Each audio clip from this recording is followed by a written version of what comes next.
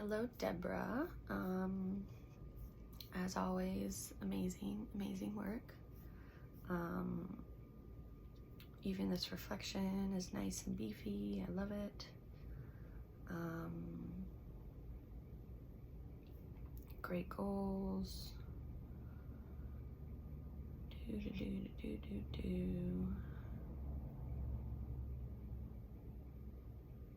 Yeah, the balance of the regulation is tough, but just, know that going in there with complete confidence and calm and zen and all of that will always help.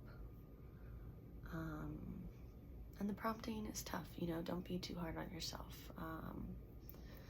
Almost my entire cohort, every reflection I got back, my mentor mentioned how I need to try new prompts, but it's much easier said than done.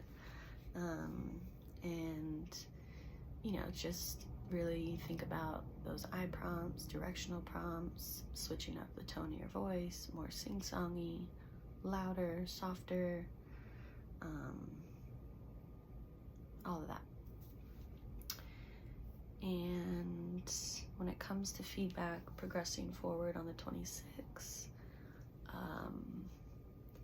I would, let me see what I put for your notes, one sec. Oh yeah, so great prompts. Remember, the gestural hand does help.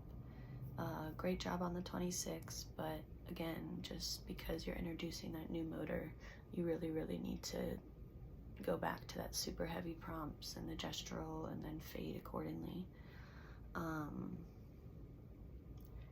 And then also, once you did really great on the 26th, I would have just stuck with the 26. Great job coaching the eyes. Sometimes I even tap the board to get their head down a little bit. I love your lesson. I definitely want to use that.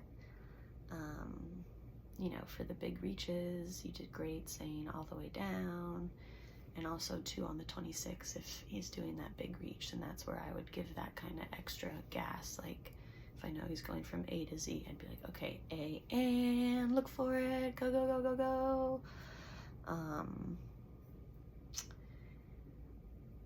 For his age and everything, I probably wouldn't have spelled out anger and fear as a keyword just because they're pretty simple and he's older. Sometimes too, if I want to get his eyes down instead of tapping the board, I might give the table a little tap, but like a nice gentle tap.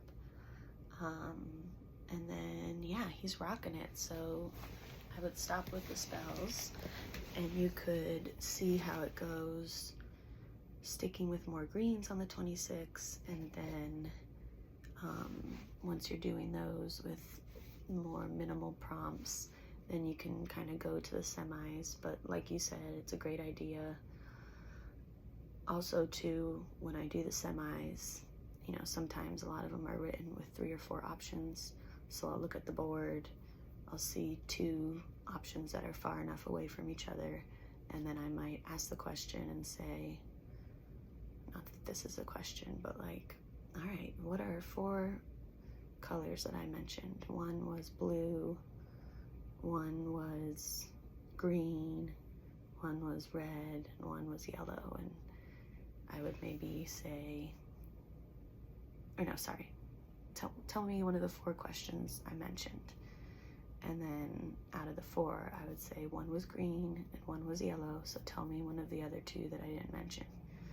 And then that way you have more of an idea of what word he's going to, because it's further enough away on the board. And then you can support him more from there.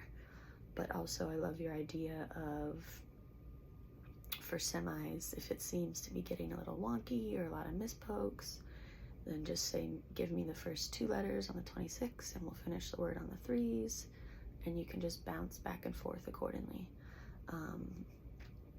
I'm not sure if I've had this chat or not with you or not, but always remember that once you move to the 26 or the laminate or the keyboard, it's not permanent, and you can always bounce back down if you're sensing dysregulation or if you're just feeling stuck with your prompts.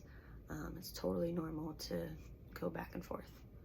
And then there also might be a time where you're doing a lot of greens and oranges and you haven't really done many spells in a while, but if he seems super dysregulated, then just say, you know what, let's do 2 spells, then I'm gonna read, we'll take it slow.